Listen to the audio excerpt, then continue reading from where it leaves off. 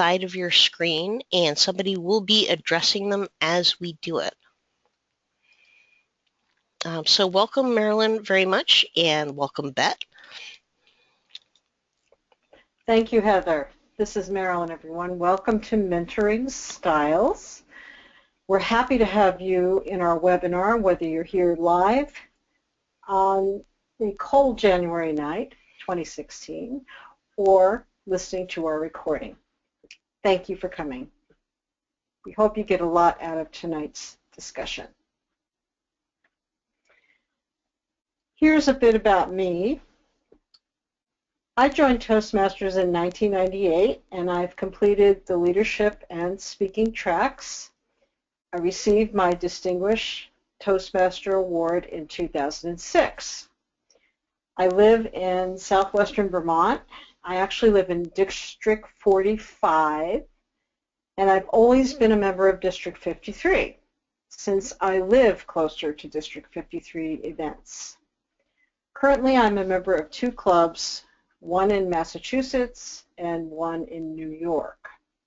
You might say I'm a tri-state Toastmaster.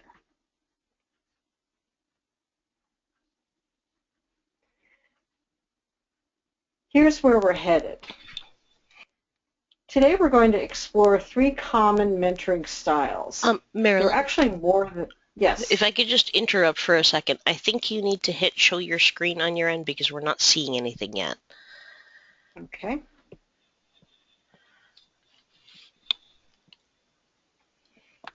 Bear with us.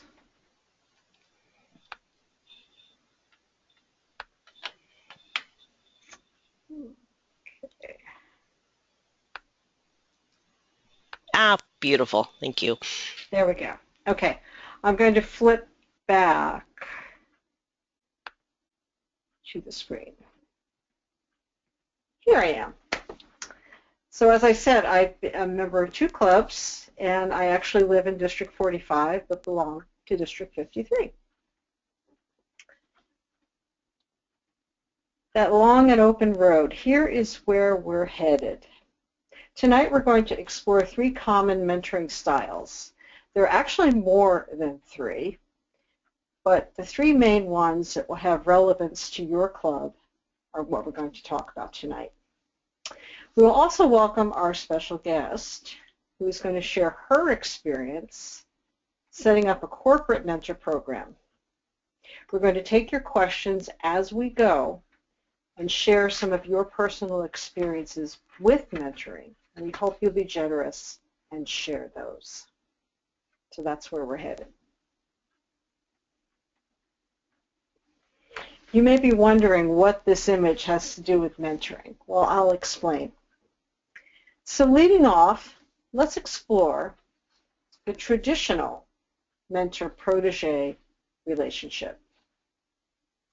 This is where the veteran helps the newbie, the new member. The mentor typically offers sage advice, and it's based on experience to the new member of a Toastmaster club. Outside of our organization, Toastmasters, however, traditional mentoring can last between many years or a lifetime. Friendships that are formed can truly last a lifetime, and that's a huge plus to a traditional mentor-protege relationship. Helping a new member in the first 3 speeches is a classic approach that Toastmasters offers. You can find more information about this in the materials that Toastmasters provides. And this approach, first 3 speeches, can work for many members when time or experience is a factor. Now on to the image. I call this the ultimate mentor-protege pair. And this is an image of General Washington speaking with the Marquis de Lafayette. Washington and Lafayette are pictured here at Mount Vernon in the year 1784, and the painting is by Rossiter and Mignot, an image I found from the Metropolitan Museum of Art in New York City. This image depicts the Marquis de Lafayette's 1784 visit to Mount Vernon, after they had both served in the Continental Army together, showing that mentor-protege friendships and bonds can last way beyond the time they're officially paired up. I don't know about you, but I'd want to be listening in on this conversation. And what are the plus sides of this approach, the traditional approach, mentor-protege? What is your experience with this approach, either as the mentor or the protege? If you think of some thoughts you want to share about this, please type those responses or questions in the question area as we go.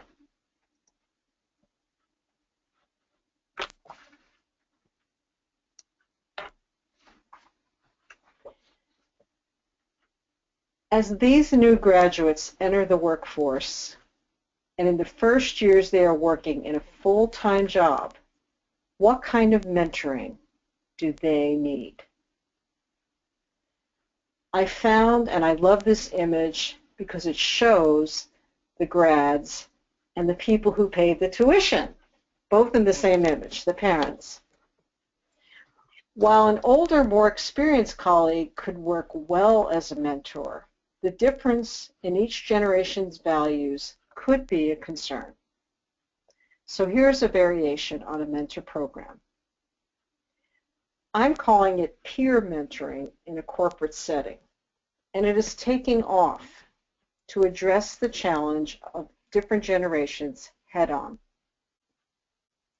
One of the upsides is that the peer mentor may more easily challenge the mentee with new ideas and encourage the mentee to move beyond the things that are the most comfortable. For example, a way to learn the ropes in a company is to benefit from someone who has been in your shoes, who is closer to your own experience because he or she is closer to your age. The millennial generation, the people born between 1977 and 1997, will soon account for nearly half the employees globally. I was astonished when I learned that. Nearly half the employees globally will be millennials very soon. And they've been studied as a group already, and their values include having more meaning in the work they do to earn a living and in their volunteer activities, which Toastmasters is. Your club can play to the strengths of these members by pairing them with a mentor who understands these values and works with millennials in their own workplace. So my second question is, what is your experience mentoring the millennial generation or being a millennial in one of your clubs? Now, before I go any further, I want to ask Bette, who's on the line with me, if any questions have come through. Not yet. Not yet. Okay. Well, don't worry. We're going to have a break in the action soon. But I want to present the third mentoring style, and there are three in this program. So far, we've had traditional mentor-protege, and the second style is peer mentoring. Here's the third style. And this is the one I call the buddy system. And I like this image because it shows two service members. One seems to be explaining something to the other. U.S. military uses a buddy system. In a buddy system, you are paired with another soldier from the time you enter basic training. And the idea is to have that person's back, also called their six, the number six. The number six refers to the sixth position on a clock. Your buddy is the 12 o'clock position, and you, as their buddy, stand behind them in the 6 o'clock position. So what does that mean in practical terms? In my home club, just like every platoon in the U.S. Army, every member or soldier is paired with someone else. It is not the first three speeches, and it is not so much a peer system. Every member has a buddy. How can this be done on a club level? Well, for 3 years, my home club in Massachusetts has had a buddy program. And each year, I have been in charge of it. I have looked on this as a research project for the district. And each year, I've been giving a speech asking for member input and permission to keep the program going. So far, the members have found value, and they have agreed to be paired up with a buddy. So I'm wondering, how could a buddy program help your club?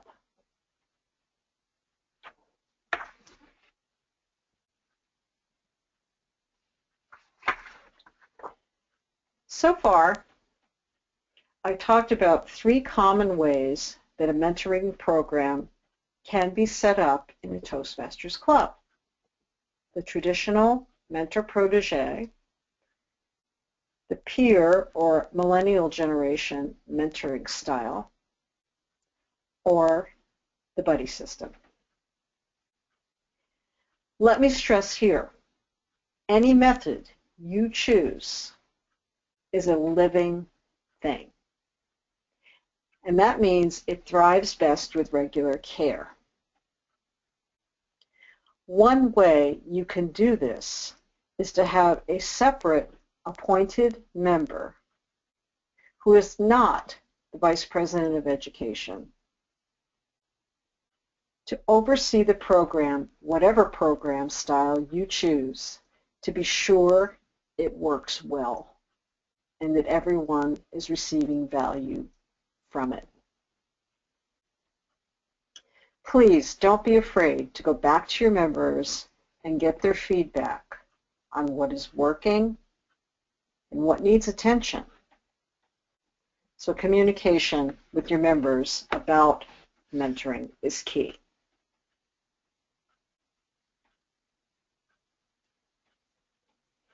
Here's our special guest, Bette McEntire. And before I introduce her, Bette, I want to ask again, have any questions come in? Not yet. Not yet. Okay. Hopefully you have some. Well, I hope so. Yes.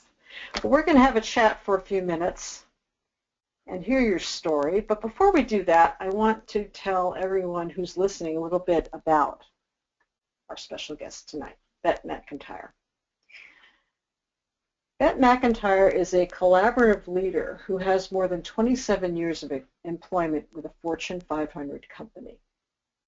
Her consulting experience has resulted in optimizing processes while building high-performing, customer-focused IT operations. Sounds pretty complex. Bette has extensive experience as a team consultant for the company's Strategic Change Initiative. These sessions move the corporation and its culture from an inflexible product-focused bureaucracy to a fully integrated powerhouse. She's been active in Toastmasters since 2004 and is currently District 53's immediate past district governor. Our district has more than 3,000 members. She is also currently mentoring the top 3 district leaders to achieve goals based on their strategic vision.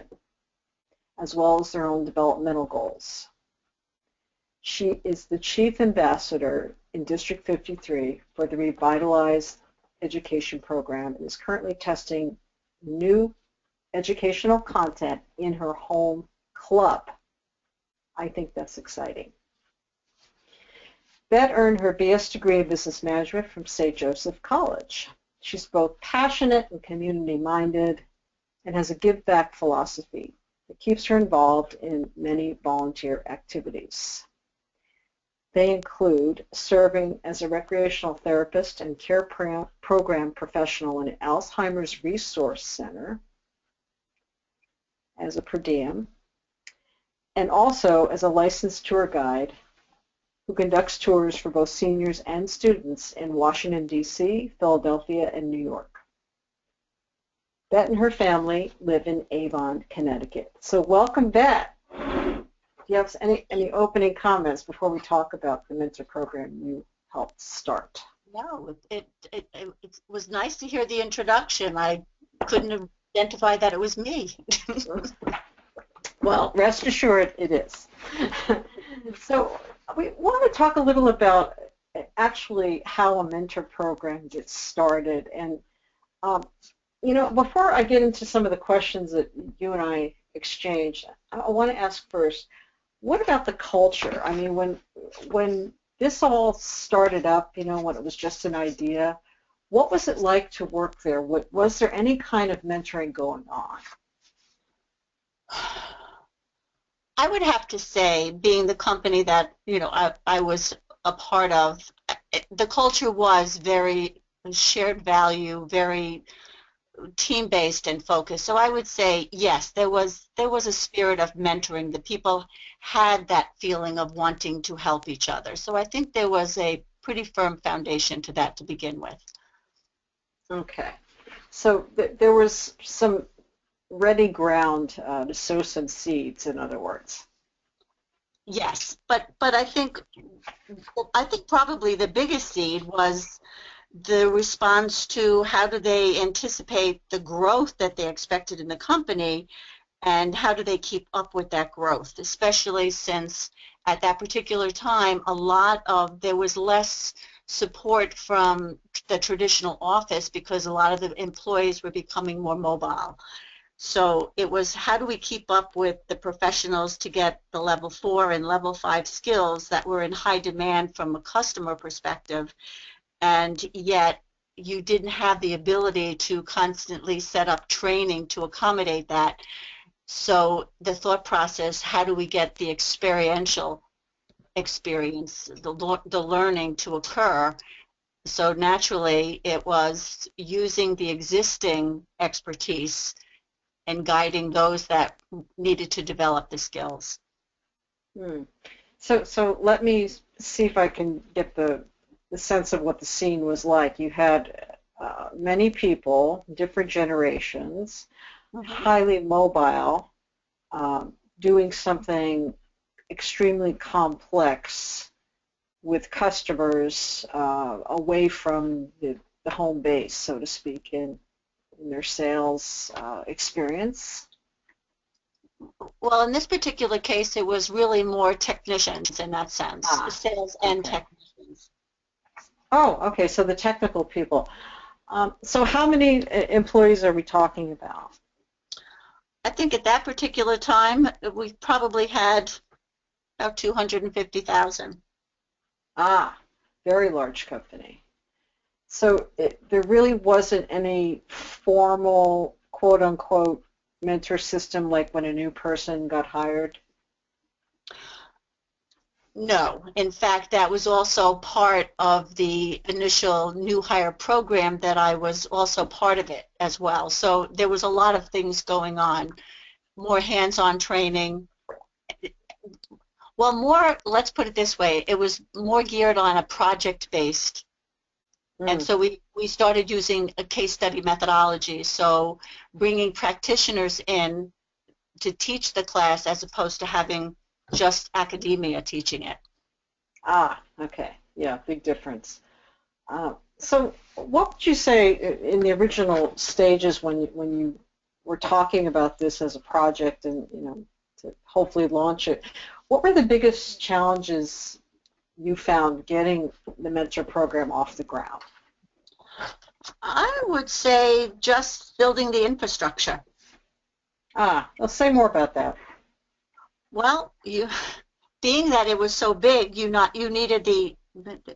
we had to have a process developed with a roadmap that would enable ways to create an effective mentoring relationship, and so there would be a path to guide the participants toward an environment that fostered successful mentoring, and at the end of it would be able to evaluate the results that they achieved. So there was something measurable Mm-hmm. as well. Okay. Did it involve goal setting on the part of participants? Oh, absolutely. In fact, in order to be a protege and have that relationship with a mentor, you had to have specific goals. So it was not going to be you're going to sit back on your laurels and just have somebody guide you and throw some expertise on you. If you didn't have specific goals and things that you were interested in and come back with specific results of what you did to achieve it, then you weren't even eligible to be that protege. Okay. And tell me a little bit about upper management. What was their response to the idea of starting it? Well, the interesting thing is, because we did have a diversity council, and that was one of the major initiatives of the diversity council, and they wanted a mentoring process, and they looked at 5 specific areas of implementation. One was skills growth, one was around diversity, one was around career development, another around corporate culture, so people coming into the company were all on the same page as what the culture and the standards were. And then another one around not only certification, but the whole recertification process to keep the skill sets and the levels updated. And so all of these were important, and the expectation was, as a result of all these being implemented, it would allow employees to learn from each other through sharing knowledge, experience, and skills. So I'm hearing some overlap. In the 3 years I've been working on this as sort of a research project for the district, one thing I learned was important in that however you set up your mentor program, having a specific goal or roadmap, is something that takes the process to a better level, a higher level, I would say, rather than just sharing knowledge or expertise, as you say. Mm-hmm. So that's some overlap I see. And the part about, the certification that we work toward in our organization, and what does that actually mean for the person who's working on it? Exploring the values they have and the importance of it. So that leads me to a question that I had. How were the mentor-mentee pairs determined? That's a good.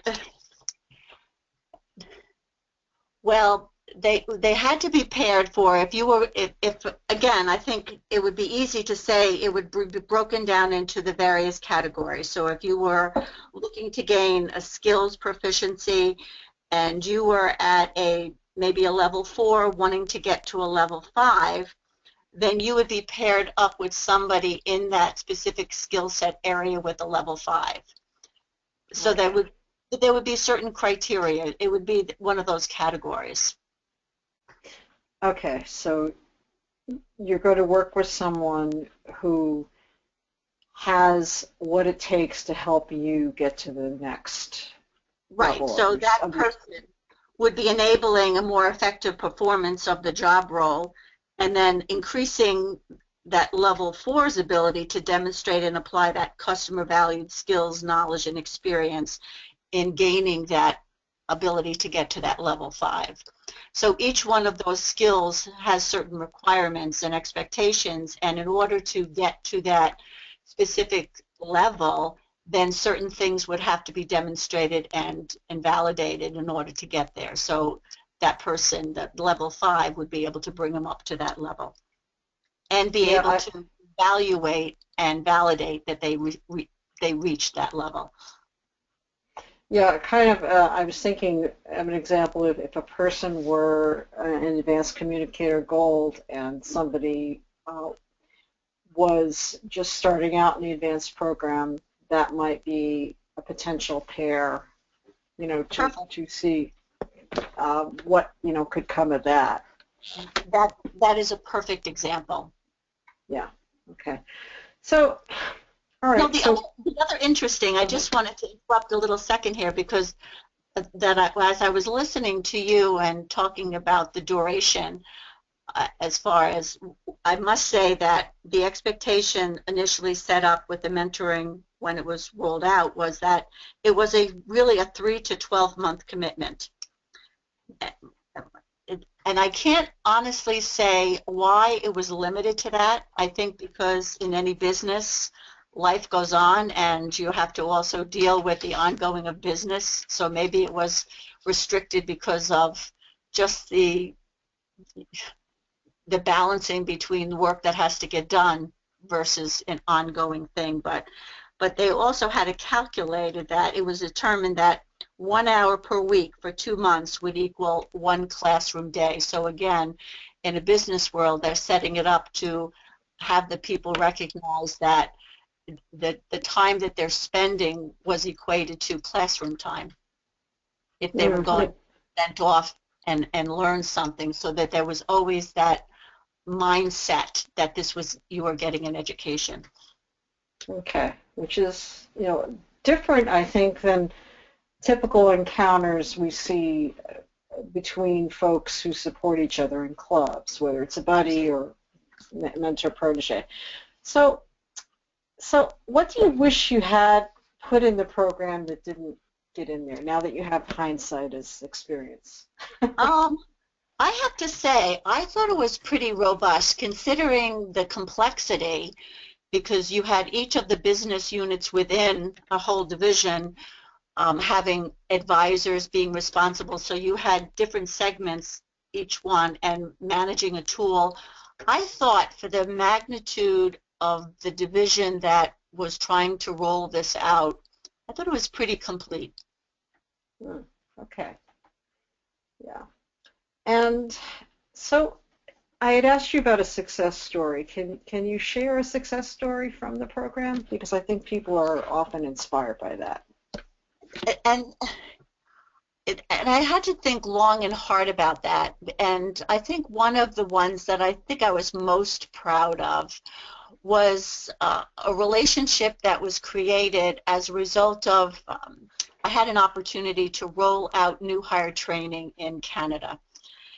And during that experience, one of the people in the class I had, because we act as a class manager while they're away in a 3-week class, I became interested. I think both mutually we were interested in each other, and I think we just had a lot of the good chemistry. So I spent my time mentoring him, and I would say the best compliment that I got was after 2 years of going back and forth in various roles we played, he became a manager, and he basically said that he felt that his pursuing of management was directly related to the experience he had during that mentoring. So I just felt like I was adding strong infrastructure to the company as a result of that mentoring experience. That's a wonderful experience to have with another person. So congratulations for getting that launched. I think it's fantastic on that kind of a scale. Well, I wasn't alone, trust me. I had many people involved. Right, yeah, I'm sure. In fact, I'm certain of that. We talk about it. It takes a village. Yes, we talk about a 20-person club and the difficulties we have. We can't imagine that kind of scale, I think. You know, I think it takes, like anything else, I think much like we try to do within our Toastmasters lives, it takes really, really specific, direct, and continual communication, and it starts from the top down. yes, absolutely. So before I have another final question about this, but I want you to update me if there are any comments or questions that have come in. Yeah, but you know something I would like to, is there a way for me to make this screen a little bigger because I'm having a hard time, it's so tiny. I'm not sure. Okay. Is there any documentation on how to help get this started and sell this to management? I'm trying to think. And at the club level. Okay, but that leads into the question, Bette. This is exactly related to my question for you. Okay. Okay, because with the new educational program, the mentoring will be integral to that. Mm-hmm. So are there things coming down the pipe from international that would assist the person who asked that question, I guess would be? I didn't see every aspect. I did a couple of levels as far as within it, but I must say that mentoring is a huge portion of it, and I do believe it would help. I believe the new education program is going to be a lot more in line with what I experienced in corporations with core competencies, where you really are building specific skill sets. So I believe the new program in general will be very significant as far as helping, by being a Toastmaster, having it complement the skills that a company is actually trying to impart on their employees. I believe this will complement them very nicely. Mm. So would you say to the person who posed that question that the new educational program goes hand in hand with mentoring and there will be more robust support coming for that? I'm wondering if the question is more around not the new program, but how to sell management on maybe getting a mentoring program. Is that, I know Michael Grun. Okay. I mean, if that is more the question that he's asking, I might need to get a little verification on that. Okay. So whoever asked the question, if you could type in some more comment, that would be helpful to help us address that. Okay, so it's more around how can he sell it to his management in his company and at my club. What would you say to that? I think what it does show, as far as it's a commitment to career development, and when somebody is involved and trying to develop and improve themselves and the people, it's really, I think, providing more loyalty to a company as well. It's also a way to promote discussions, new ideas. It helps to improve communication. It practices continuous improvement, which I believe every corporation is continually trying, that's their challenge because they're always in competition. I think it helps in the ability to adapt to change because people are ready and able and are more kind of mindful of wanting to change. I think it increases the competency, and I think it creates a very committed workforce. It unlocks a lot of potential that you otherwise might not see. And I think overall it improves morale. That's an excellent summary. One of the beauties of this technology we're using right now is we're making a recording. So for the person who asked that just was, she was listing all the great benefits. And I think if you were taking notes or if you go back and listen, you've got the basis there of a wonderful presentation to management.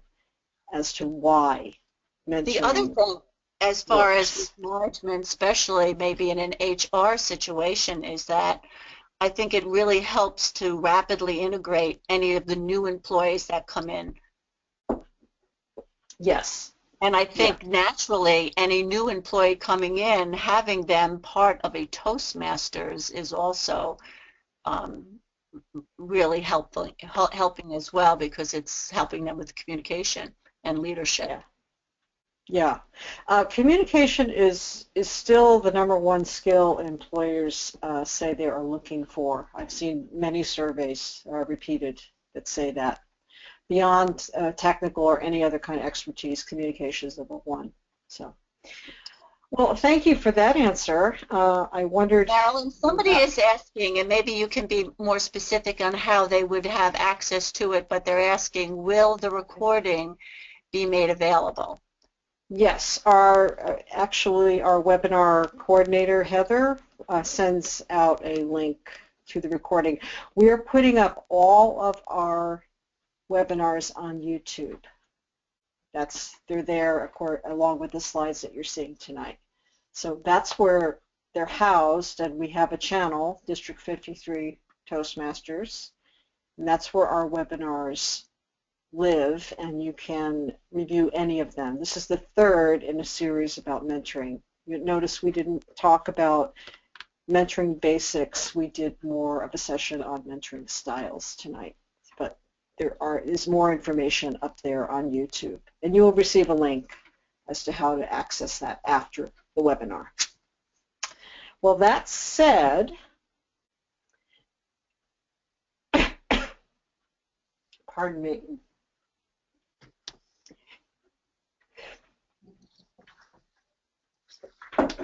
Let me take a quick drink.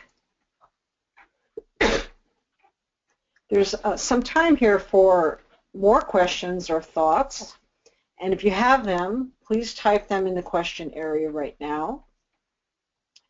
Bette, are there any others? Nope, not at this time. Just appreciation of making that audio available. Yes, that will be available. We will be posting it also, I believe, on the District 53 Facebook group, so you can find it there. But I know after the webinar is recorded, people get a link as to how to listen to it, which can be very helpful, because there are things you'll hear again that resonate differently for you. Okay, so if any more come in, Bette, just give me a prompt. Absolutely. Well, there's been a lot of material presented in our 40 minutes tonight, and we're getting to the end of our time together, just like the end of this rainbow. And I want to thank you for joining us tonight. I want to thank our special guest, Bette, for coming on with us and sharing your wonderful story about how a mentoring program can work in a corporate setting. District 53 has plans for more webinars in the coming months, and your suggestions are helpful. Here is my contact information, and there is my Facebook page. Feel free to send me a friend request. So, Bette, do you have any final comments, or are there any more questions? Well, we have a final question. We wanted to know if there is a sample roadmap for a mentoring program in a club, and since you have been doing quite a bit of research, maybe you would be able to answer that. Is there a standard roadmap? Well, I think one of the things I would need to know is, have you actually gone to the members and presented a speech to talk about the need for either enhancing the program you have or starting one? And step one always needs to be the members buy-in. Those two words, buy-in. So a way of presenting the idea of having better mentoring or mentoring at all needs to be shared with members. It could be done with a survey, it could be done with an educational speech, it could be done with a mini workshop. Once you know what your members want and what their needs are, then it's time to talk about how to appoint a person to oversee the program, which I think will work better in the long run rather than having another task for your Vice President of Education. And it's a way to groom another leader in your club. If that's their one and only task, they can devote more focused time to that, but not necessarily a lot of time. You need a person to oversee who's getting a mentor and who wants a mentor. Then I would, go ahead. I would concur with that, because we had what was called advisors. So they were responsible for looking at the relationship, reviewing them occasionally to make sure they were working, and sometimes rematches had to be considered. So as far as that is concerned, I would even say looking at the club, not only somebody responsible for the pairing and the matching and the individual goals, but I would step back one step and even suggest that looking at the club goals too. So what does the club want to accomplish as a unit together? And then looking at those individuals who are going to do it. So maybe there's too much focus on just the CC and not so much the advanced. So stepping back and figuring out, how do you make the club more robust? Yes, because your individual accomplishments can be in service of a larger goal as well. Mm-hmm. Definitely. So I would say, get buy-in, have a person as the point person to oversee just that, and then ask members, do they have a preference for who they would like to work with? We did that in our club, and there were a few preferences voiced, but sometimes the matches turn out to be really successful, and other times they need to be switched up, and there's no harm in that. So if you get a basic program off the ground, and you have, say, 50% of your members participating in it, go back again in 6 months at least, and again, ask for buy-in, because people can get off track. One of the things I found very successful, Bette, was a monthly email was sent to all the members of my home club, reminding them to check in with their partner. Yes.